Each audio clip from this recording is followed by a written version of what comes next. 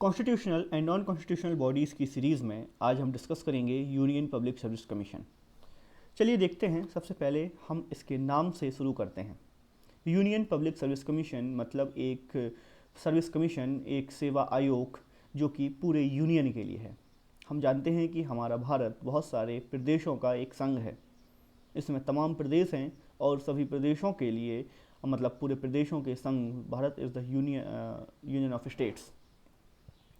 तो समझते हैं कि यूनियन पब्लिक सर्विस कमीशन क्या। तो यूनियन पब्लिक सर्विस कमीशन एक ऐसा कमीशन है जो पूरे भारत के लिए पब्लिक सर्विस एग्ज़ाम्स कंडक्ट कराता है, पूरे भारत के लिए सर्व करता है। एक ऐसा आयोग है जो पूरे भारत के लिए है। तो it is an independent and constitutional body. यह एक स्वतंत्र और संवैधानिक निकाय है। अगर हम देखें तो इसको शक्तियाँ आर्टिकल 315 और 323 तक में प्राप्त हैं, और यह अपने कॉन्स्टिट्यूशन के पार्ट 14 में आता है। मतलब this is under article 315 to 323 and comes under article part 14 of the Indian constitution. It's a recruiting agency in India. यह इंडिया में जितने भी रिक्रूटिंग वर्क हैं, जितने भी ग्रेड ए जॉब्स हैं, उनके रिक्रूटमेंट में महत्वपूर्ण भूमिका निभाता है। कंपोजिशन की बात करते हैं। किसी भी आयोग में कुछ कंपोजिशन होता है, कुछ सदस्य होते हैं और उनके एक चेयरमैन होते हैं। तो कंपोजिशन बताता है कि it consist a chairman and other members appointed by president of India. यहाँ पे एक चेयरमैन होंगे और कुछ अन्य सदस्य होंगे जिनको प्रेसिडेंट ऑफ इंडिया अपॉइंट करेंगे। कमीशन की स्ट्रेंथ इज़ नॉट स्पेसिफाइड कि कितने मेंबर, कितने सदस्य मैक्सिमम हो सकते हैं। इस बात के बारे में कुछ स्पेसिफाइड जानकारी नहीं मिलती है। Usually contain 9 to 11 members. आमतौर पर कमीशन में 9 से 11 सदस्य ही होते हैं, जिसमें चेयरमैन को शामिल करके यह पूरी गणना होती है। क्वालिफिकेशंस की बात करें तो किसी भी प्रकार की खास क्वालिफिकेशन को डिफाइन नहीं किया गया है।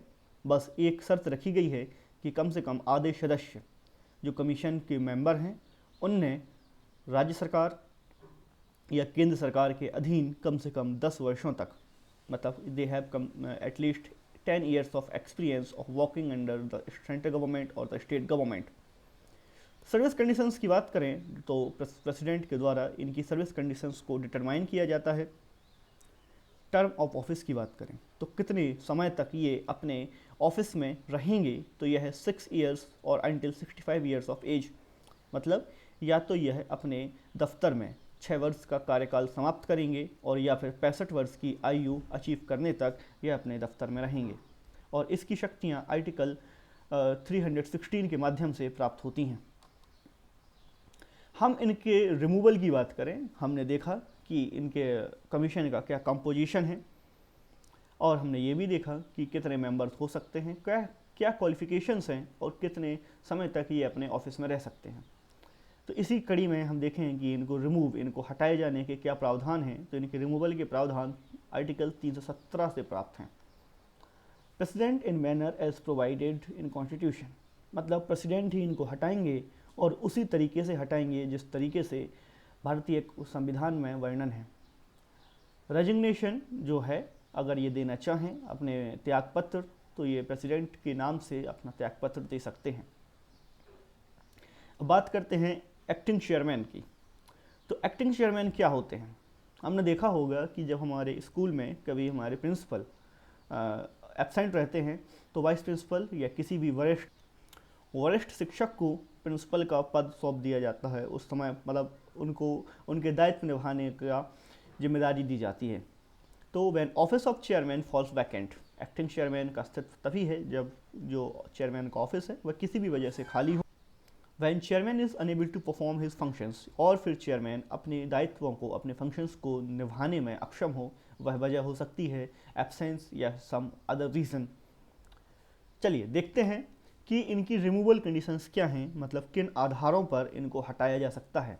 रिमूवल कंडीशंस की बात करते हैं। चेयरमैन और any member can be removed under adjust and insolvent, अगर यह घोषित हो जाए कि वह बैंकरप्ट हैं या दिवालिया हैं। Engaged in office of profit, वह किसी भी रूप में अपने पद के बाहर कहीं से पेड एम्प्लॉयमेंट या आर्थिक लाभ प्राप्त कर रहे हों।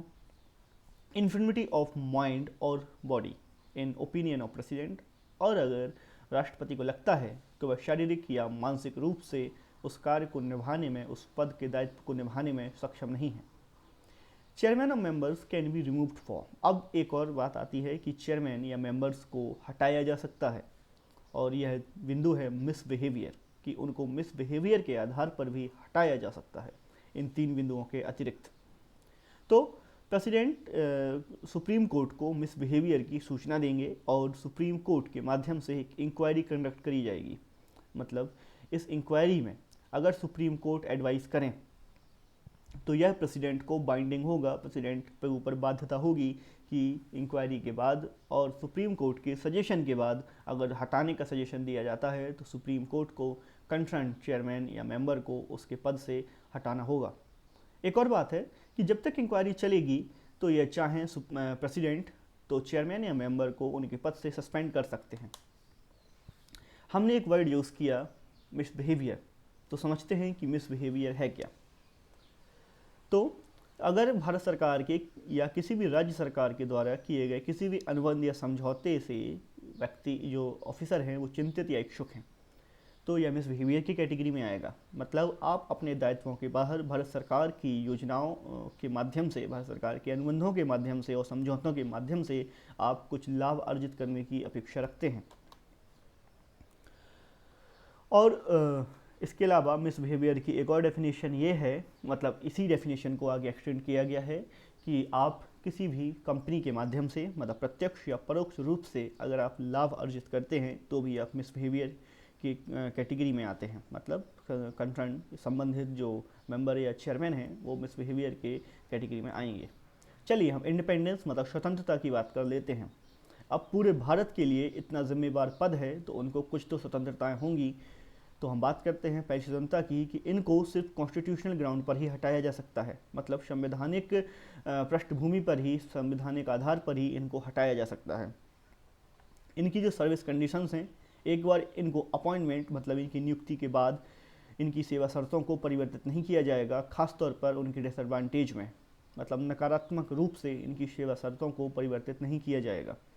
कहने का मतलब यही है कि सपोज़ इनको 1 लाख रुपए सैलरी पर मंथ के आधार पर नियुक्त किया गया तो कभी भी इनके अपॉइंटमेंट के बाद इनकी सैलरी को घटाया नहीं जाएगा, बतौर बढ़ाई जा सकती है।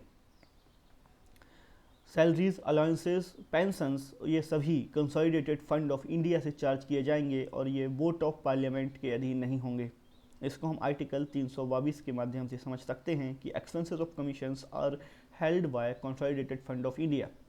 और क्योंकि ये वोट ऑफ पार्लियामेंट से बाहर हैं तो इनके जो इतने भी सैलरी, अलाउंसेस एंड पेंशंस हैं वह उनकी जो शक्तियां हैं, मतलब उनका जो आधार है वो कंसोलिडेटेड फंड से होगा।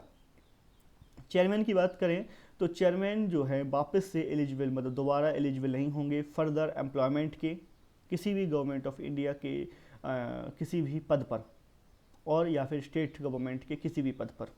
चेयरमैन क्योंकि एक सर्वोच्च पद माना गया है और एक सम्मानीय पद माना गया है, तो ऐसा माना जाता है कि यह सर्वोच्च पद पर किसी भी कमीशन या आयोग के या गवर्नमेंट ऑफ इंडिया के सर्वोच्च पद तक पहुंच गए हैं, तो अब ये किसी भी और पद पर नियुक्त नहीं हो सकते क्योंकि यह इनके पद की सर्वोच्चता की गरिमा का उल्लंघन है। मेंबर ऑफ यूपीएससी जो हैं वो चेयरमैन बन सकते हैं, यूपीएससी के ही या फिर स्टेट पीएससी के, लेकिन वह किसी और एम्प्लॉयमेंट में एंगेज नहीं हो सकते, किसी और गवर्नमेंट के अधीन काम नहीं कर सकते, गवर्नमेंट के अधीन कहीं और काम नहीं कर सकते। कोई भी मेंबर उसी पद के लिए, जो कमीशन का कोई भी सदस्य है, वह उसी पद के लिए जिस पद से वह रिटायर्ड हुआ है दोबारा एलिजिबल नहीं है। मतलब रीअपॉइंटमेंट की कोई कंडीशन या कोई शर्त यहाँ पर नहीं है और यह बाधित है कि आप रीअपॉइंट नहीं हो सकते। तो ये था आज का डिस्कशन और हम इस डिस्कशन को आगे कंटिन्यू करेंगे और इस टॉपिक को हम अगले पार्ट तक, अगले हिस्सों में कंप्लीट करेंगे। उम्मीद है आपको ये सेशन पसंद आया होगा और नॉलेजफुल रहा होगा। तो आशा करते हैं कि आप इसको लाइक करें, शेयर करें और सब्सक्राइब करें, और जो भी सुधार आप अपेक्षा करते हैं, जिन भी सुधारों का, वो कमेंट बॉक्स में लिख के हमें ज़रूर बताएं। संबंधित वीडियो की पीडीएफ आपको टेलीग्राम लिंक पर मिल जाएगी और टेलीग्राम की जानकारी आपको स्लाइड पर भी नज़र आ रही होगी और साथ में आप डिस्क्रिप्शन बॉक्स से भी टेलीग्राम लिंक डाउनलोड से जाके ज्वाइन करते हुए ग्रुप को ज्वाइन करके पीडीएफ डाउनलोड कर सकते हैं और वहाँ से आपको डेली अपडेट होने वाली समस्त पीडीएफ्स की नोटिफिकेशन भी मिल जाएंगे।